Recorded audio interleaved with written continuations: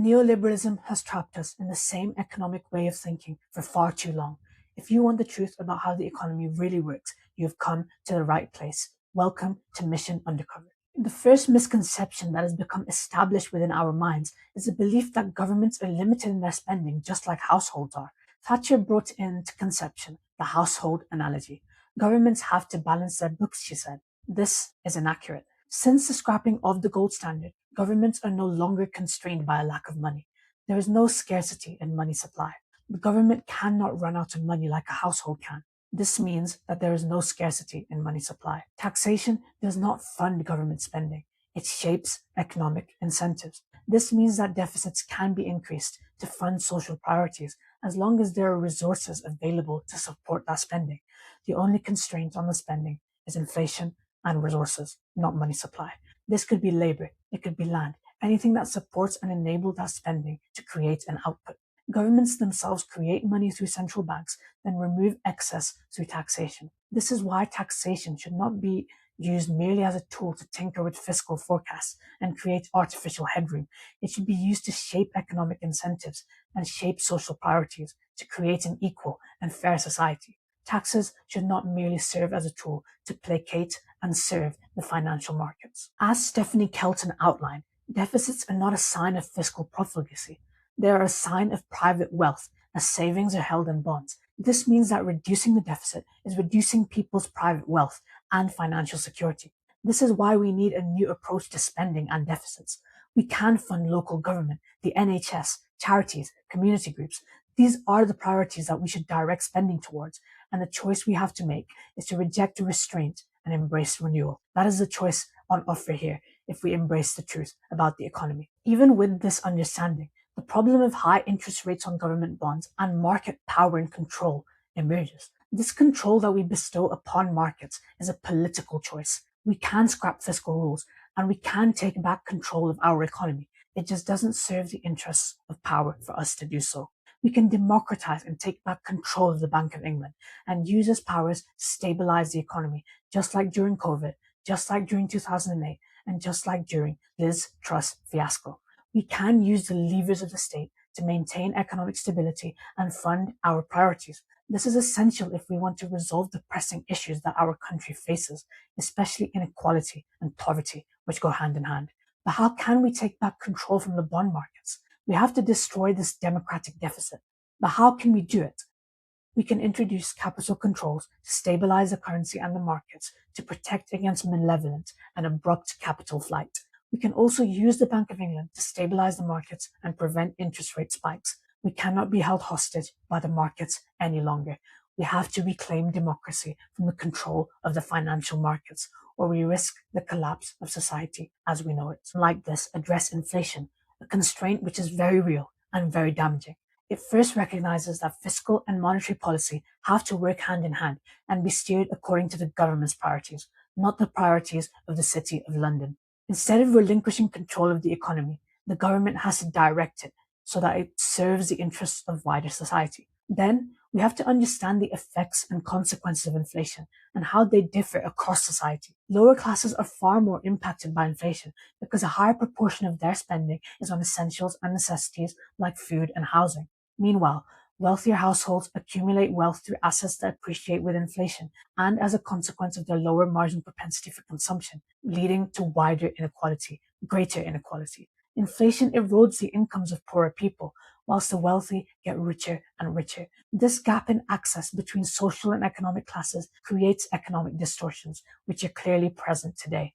The economy and production shifts largely to luxury goods and services. Here in the UK, this means that the financial sector has a disproportionate power over society due to how dependent we are on it for growth. This has created a vicious cycle of consumer underconsumption, where wealthier consumers are characteristically spending less on the growing array of luxury goods, while lower income individuals struggle with the costs of essentials. This diminished growth, limited to certain sectors, created by this uneven inflation, further reduces the economic power of the working classes by virtue of stagnant wages and limited access to employment, accelerated by the AI revolution. You can see clearly that this is a doom loop of inequality, which will push more and more people into poverty. This is why tackling inequality is not just morally necessary, but economically essential. Austerity is not the answer. Spending cuts only hurt the poorest and damage social outcomes. Tackling inflation through taxation is a far better solution. Reducing taxes on producers to reduce cost push inflation is the best strategy. Increased demand side taxes on consumers are economically and politically damaging. Inflation being largely due to structural and production issues, such as global supply chains, rather than excess demand, also means that we have to seriously reconsider our approach to globalization. Rather than neglecting our industrial areas and domestic industries, we need to support new industries and keep them within our country rather than exposing them to foreign buyouts. We also need to support employment within our own country and revive beleaguered industrial areas. Economist Richard Murphy also suggests 0.5% transaction tax on all financial transactions as a more effective and more painless way of keeping inflation within control. This, alongside increased controls and taxes on extreme wealth, will curtail the immoral excess and inflation by extension. A system like this is far preferable to the financialization and exploitation of the current interest-based economy, which drives governments to neglect the real economy and social priorities in favor of corporate interests and wealth accumulation. Interest rates are not as effective as some may believe for controlling inflation. Interest decisions have a large time lag and are largely preemptive. Inflation is also largely a global phenomenon, so can't be addressed only domestically, addressing domestic demand. It is also clear that central banks and the political system are in the depths of corporate capture. Financial interests control our society, so an immoral and inefficient system is sustained. There is also evidence that increased rates can lead to increased inflation.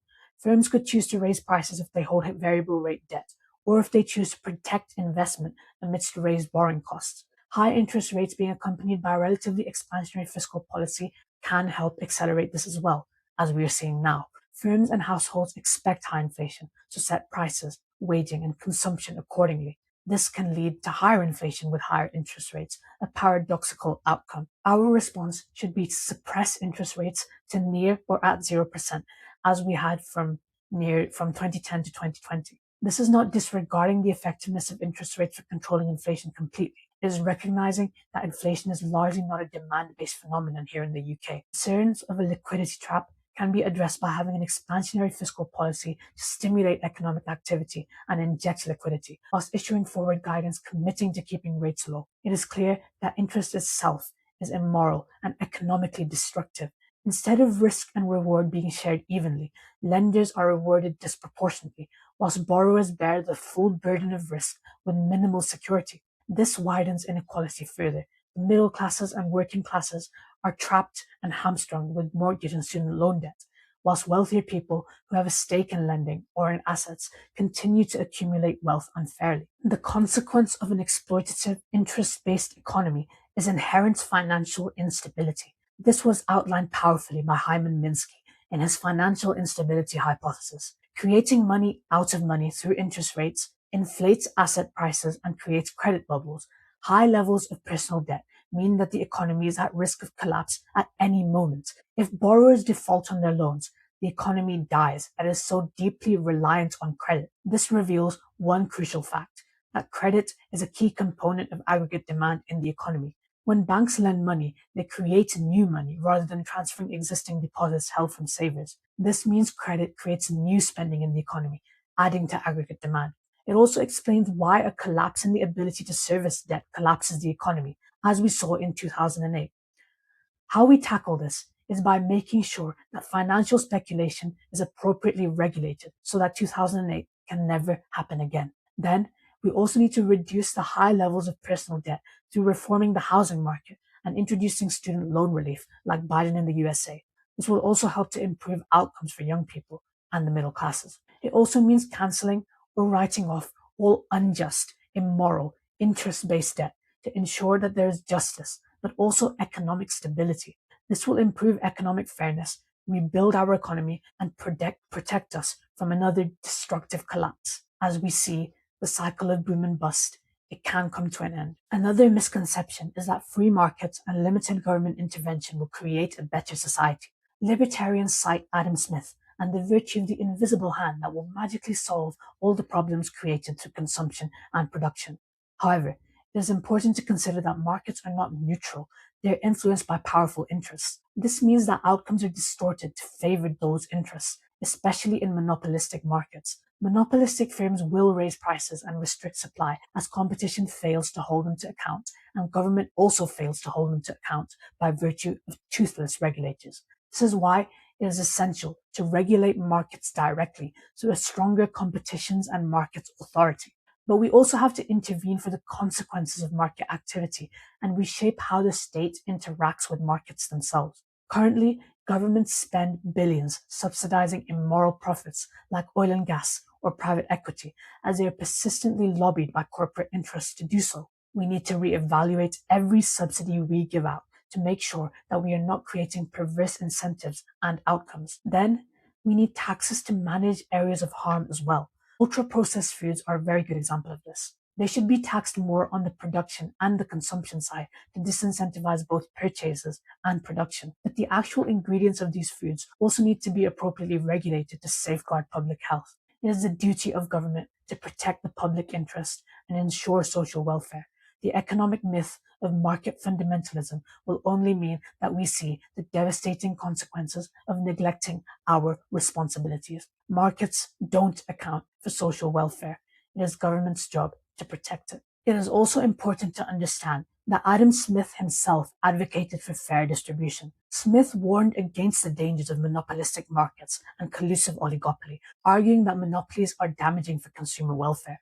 He also argued for progressive taxation to create this fair distribution, and also for the sustenance and the protection of state institutions like healthcare and education to support social welfare, but also economic prosperity. The modern age of large firms with a stranglehold on key industries, weak and toothless regulators, and distorted tax systems completely undermines Adam Smith's ideas and philosophy. Why don't we actually start listening to his ideas rather than citing his name whilst denigrating his ideas? Adam Smith clearly refuted neoliberalism, techno-feudalism, and austerity. However, he did not consider the fact that humans are not rational beings. His argument that people in a free market will rationally pursue the best outcome for themselves, personal profit, and enrichment to create social welfare is undermined by the fact that humans are irrational and are heavily influenced by emotions, society, and attachment. It is clear that freedom is not guaranteed by the free market, but by the government's protections of its people,